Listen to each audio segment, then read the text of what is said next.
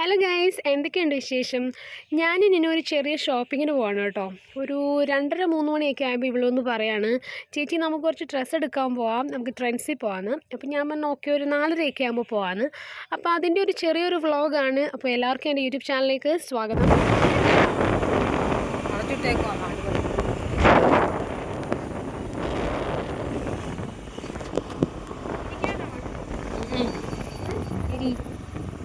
തിരി 5-6 ബട്ടൺ തിരി.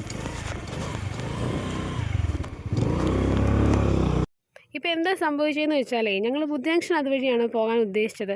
പക്ഷേ റെയിൽവേ ക്രോസ് അടച്ചിട്ടേക്കുന്നു. അപ്പോൾ അത്ര നേരം നമുക്കിവിടെ നിൽക്കാനുള്ള പേഷ്യൻസ് ഇല്ല. അപ്പോൾ അതുകൊണ്ട് ഞങ്ങൾ പുതിയാവ് വഴി പോവുകയാണ്. ചെറിയ കുഞ്ഞു വഴിയൊക്കെ താണ്ടി അങ്ങനെ പോവുകയാണ് കേട്ടോ. ഇനി ഷോപ്പിംഗ് എന്നൊക്കെ പറഞ്ഞപ്പോൾ ഞാൻ വിചാരിച്ചു ഓണത്തിന് ഡ്രസ്സ് എടുക്കാനായിരിക്കുമെന്ന്. പക്ഷേ അല്ല കേട്ടോ, അവൾക്ക് കുറച്ച് ക്യാഷ്വൽസാണ് വേണ്ടത്. അപ്പോൾ അതുകൊണ്ടാണ് ഞങ്ങൾ ട്രെൻഡ്സിലേക്ക് പോകുന്നത്. പിന്നെ ചെന്ന് നോക്കാം, നല്ലതാണെങ്കിൽ എടുക്കാം, അതല്ലെങ്കിൽ നമുക്ക് വേറെ കടകളിലൊക്കെ കയറാം. എനിക്കാണെങ്കിലും വീട്ടിൽ എല്ലാവർക്കും നമുക്ക് നമ്മുടെ മനസ്സിന് ഇഷ്ടമുള്ള ഡ്രസ്സ് കിട്ടുന്നിടം വരെ എത്ര കടകളിൽ കയറാനും നമുക്ക് ബുദ്ധിമുട്ടൊന്നുമില്ല കേട്ടോ. അപ്പോൾ അങ്ങനെ ഞങ്ങളിവിടെ നമ്മുടെ പോലീസ് സ്റ്റേഷൻ്റെ ഒക്കെ അടുത്തെത്തിയിട്ടുണ്ട്. ഇതാണ് മാവേലിക്കര മുനിസിപ്പാലിറ്റി. ഇനി കുറച്ചുകൂടെ പോയാൽ മതി, അപ്പോഴത്തേക്കും നമ്മൾ ട്രെൻഡ്സ് എത്തും.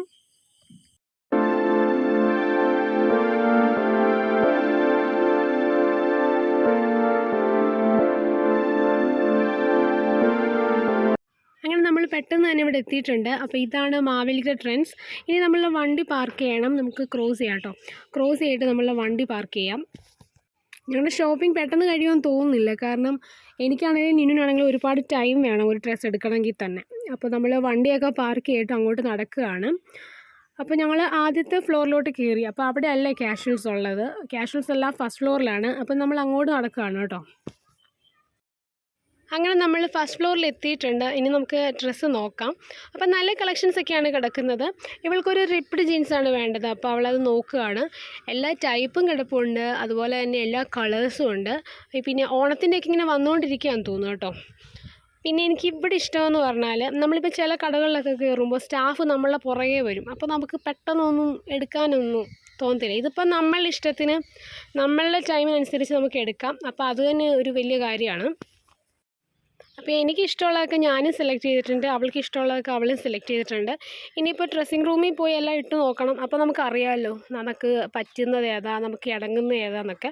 എന്നിട്ട് വേണം അതിനകത്തുനിന്ന് സെലക്ട് ചെയ്യാൻ. ഇപ്പോൾ ഓണത്തിൻ്റെ കളക്ഷൻസ് ഇങ്ങനെ വന്നുകൊണ്ടിരിക്കുകയാണ്. എനിക്ക് തോന്നുന്നു മേ ബി നെക്സ്റ്റ് വീക്ക് ഒന്നും കൂടി വരേണ്ടി വരുമെന്ന്. പുള്ളിക്കാരി വീണ്ടും സെർച്ച് ചെയ്യാണ് കേട്ടോ. ഞങ്ങളുടെ വീട്ടിൽ എല്ലാവർക്കും ഭയങ്കര ഡ്രസ് ക്രേസാണ് കേട്ടോ. പപ്പ ഒഴിച്ച് ബാക്കി എല്ലാവർക്കും ഡ്രസ്സ് മാത്രമല്ല, ഷൂസ്, ഓർണമെൻറ്റ്സ്, അങ്ങനെയെല്ലാം. അതുപോലെ റെസ്ട്രിക്ഷൻസ് ഇല്ല, ഇന്നതിടാൻ പാടുള്ളൂ ഇന്നതിടാൻ പാടില്ല, അങ്ങനെയൊന്നുമില്ല. അപ്പോൾ ഭയങ്കര ഇഷ്ടമാണ് ഷോപ്പിങ് കാര്യങ്ങളൊക്കെ. അപ്പോൾ ഈ ട്രെൻഡ്സിൽ നല്ല കളക്ഷൻസ് ആയിരുന്നു കേട്ടോ. അങ്ങനെ 2 ജീൻസും 2 ടോപ്പും എടുത്ത് ഞങ്ങൾ താഴേക്ക് പോവുകയാണ്, കാരണം ബില്ലിയൊക്കെ അവിടെയാണ് കേട്ടോ. ഗ്രൗണ്ട് ഫ്ലോറിൽ കൂടുതൽ കുർത്ത കാര്യങ്ങളൊക്കെയാണ് ഉള്ളത്. പിന്നെ ഞങ്ങൾ കൂടുതലൊന്നും നോക്കിയില്ല, കാരണം നമ്മൾ അതിനല്ലല്ലോ വന്നത്.